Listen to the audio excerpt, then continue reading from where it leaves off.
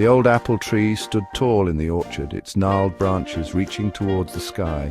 The farmer, a man now weathered by time, remembered when the tree was young. Just like him, he had spent countless hours playing under its shade, the sweet taste of its apples a fond memory. As a boy, he would climb its sturdy branches, feeling the rough bark beneath his fingertips. The apple tree had been a silent companion throughout his life.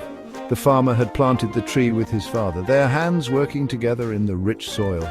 They had nurtured it as it grew, watching it blossom from a sapling into a magnificent tree.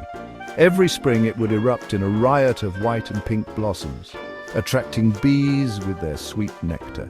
And every autumn, it would gift them with a bounty of juicy apples, their crispness and flavor unmatched. Years passed, and the apple tree, like the farmer, grew old. Its bark, once smooth and vibrant, became rough and wrinkled. The branches, once strong and laden with fruit, grew weary and bare. The once bountiful harvest dwindled until one year the apple tree bore no fruit at all. The farmer, his hair now silver, his steps slow, looked at the old tree and saw only its uselessness. "It's time," the farmer muttered, his voice heavy with sentiment but resolute in his decision. He went to the barn and retrieved his axe, its handle worn smooth from years of use. Each swing of the axe had a purpose, shaping his life on the farm. But this time the farmer felt a pang of guilt as he approached the old apple tree, the axe held firmly in his grip. As the farmer raised his axe, ready to strike the first blow, he heard a chorus of panicked voices. "Stop!" cried a tiny squirrel, peeking from a hole in the trunk. "Please don't cut down our home!" A family of robins chirped in agreement, their tiny nest nestled precariously amongst the branches. The farmer paused, surprised by the sudden protest. He hadn't realized that the old tree was home to so many creatures. "This tree is of no use anymore," the farmer said, his voice gruff. "It bears no fruit, and I need the wood." The animals pleaded with him, their small voices filled with desperation. The squirrel spoke of its winter stores hidden within the tree's hollow, the robins of their fragile eggs soon to hatch. But the farmer remained unmoved, his heart hardened by practicality.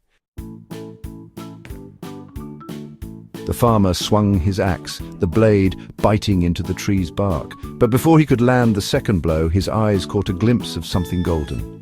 He brushed away the wood chips to reveal a hidden treasure, a beehive overflowing with honey. The sweet aroma filled the air, instantly transporting the farmer back to his childhood. He remembered the taste of honey from this very tree, dripping from wooden spoons held by his mother. The farmer lowered his axe, his heart suddenly flooded with a wave of nostalgia and regret. He realized the apple tree was more than just wood or fruit. It was a home, a memory, a symbol of life itself. He gently placed his hand on the tree's rough bark, feeling a newfound respect for the old giant. The farmer decided to leave the tree standing, a testament to its enduring value and a haven for all creatures, big and small.